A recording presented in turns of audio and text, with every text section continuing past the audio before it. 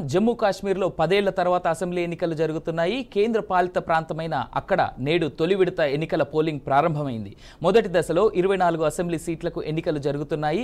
7 జిల్లాల్లోని 24 నియోజకవర్గాల్లో 219 మంది అభ్యర్థులు బరిలో ఉన్నారు. కాశ్మీర్లో 16, జమ్మూలో 8 స్థానాల్లో 3276 పోలింగ్ స్టేషన్లను ఏర్పాటు చేశారు. 23,27,000 మంది ఓటర్లు ఓటు హక్కును వినియోగించుకోనున్నారు.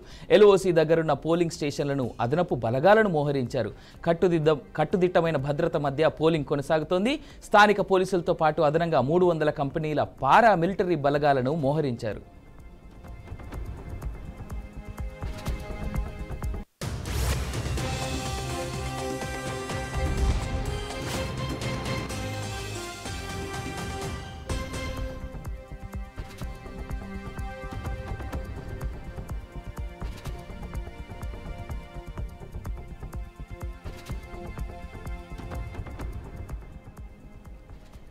రైట్, ఇంకా ఇదే అంశంపై మా ఎగ్జిక్యూటివ్ ఎడిటర్ శ్రీనివాస్ గారు ఫోన్ లైన్లో మిగిలిన డీటెయిల్స్ అందిస్తారు. శ్రీనివాస్ గారు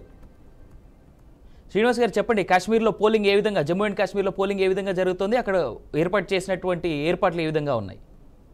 జమ్మూ కాశ్మీర్లో తొలి దశ ఎన్నికల పోలింగ్ సరళి ప్రారంభమైందని చెప్పవచ్చు. ఆర్టికల్ 370 తర్వాత మళ్ళీ 10 ఏళ్ల తర్వాత ఇక్కడ ఎన్నికల హడావుడి ప్రారంభమైందని కూడా తెలియపరచవచ్చు.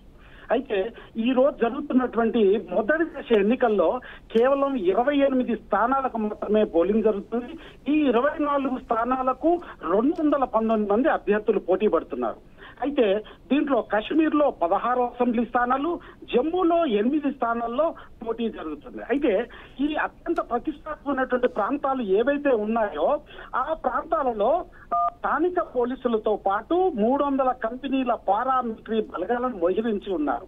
అయితే వీరి కోసం కట్టుదిట్టమైనటువంటి ఏర్పాట్లను సైతం చేశారు. మొదటి దశలో పాంపోర్, త్రాల్, పుల్వామా, రాజ్పురా, జైనాపోరా, పోషియాన్, D H Pora, Kulgam, Devsar, Dooru, Kokernag, Anantnag west, Anantnag, Srigufwara, Bijbehara, Shangus, Anantnag east, Pahalgam, Inderwal, Kishtwar, Padder, Nagseni, Bhaderwah, Doda west, Ramban, Banihal నియోజకవర్గాల్లో పోలింగ్ మాత్రం ప్రశాంతంగా జరుగుతుంది. ఇప్పటి వరకు ప్రశాంతంగా జరుగుతుంది. అయితే ఈ మొదటి దేశ ఎన్నికల్లో ఎన్ని పోలింగ్ కేంద్రాలు 3,276 పోలింగ్ స్టేషన్లని ఏర్పాటు చేశారు. దీంట్లో విధులు నిర్వహించేందుకు 14,000 మంది పోలింగ్ సిబ్బందిని ఏర్పాటు చేశారు. ఈ ఎన్నికల్లో దాదాపుగా 24 స్థానాల్లో 23,27,589 మంది ఓటర్లు తమ ఓటును వినియోగించుకుంటున్నారు. వారిలో 11,76,402 మంది పురుషులు, 11,57,058 మహిళా ఓటర్లు ఉన్నారు. అయితే ఇక్కడ 3 అంచెల పోలీస్ వ్యవస్థ, ప్రతి పోలింగ్ స్టేషన్ కి 3 అంచెల పోలీస్ వ్యవస్థ, 3 అంచెల భద్రతా వ్యవస్థ మాత్రం ఉంది. అయితే జమ్మూ కాశ్మీర్ లో మొత్తం 90 స్థానాలకు ఎన్నికలు జరగాల్సి ఉండగా అక్టోబర్ ఎన్నికల ఫలితాలు మాత్రం విడుదలవుతాయి.